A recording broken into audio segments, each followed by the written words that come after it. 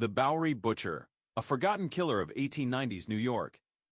In the gritty, overcrowded streets of 1890s Manhattan, the Bowery District was a chaotic mix of flophouses, saloons, and shadowy alleyways.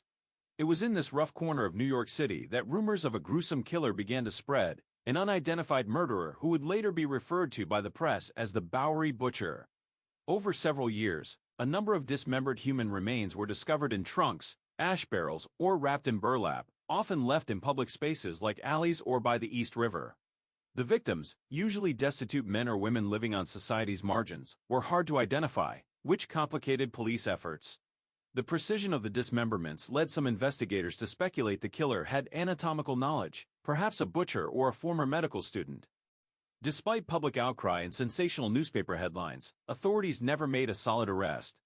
Several suspects were questioned, including local bar owners, transient laborers, and even a mortuary assistant, but no charges were ever brought.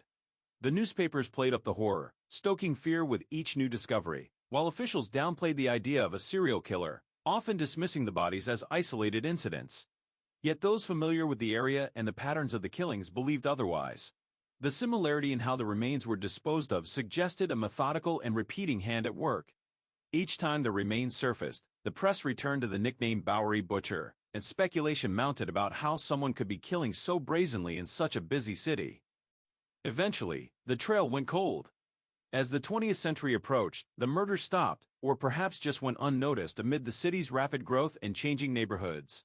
The Bowery Butcher faded from headlines, becoming more urban legend than headline-grabbing threat. Today, most people have never heard of the case, lost in the flood of New York City's violent history. But among historians of early true crime and NYC lore, the Bowery Butcher stands out as a haunting, unsolved example of a predator who operated in the shadows of America's biggest city, disappearing without ever being unmasked.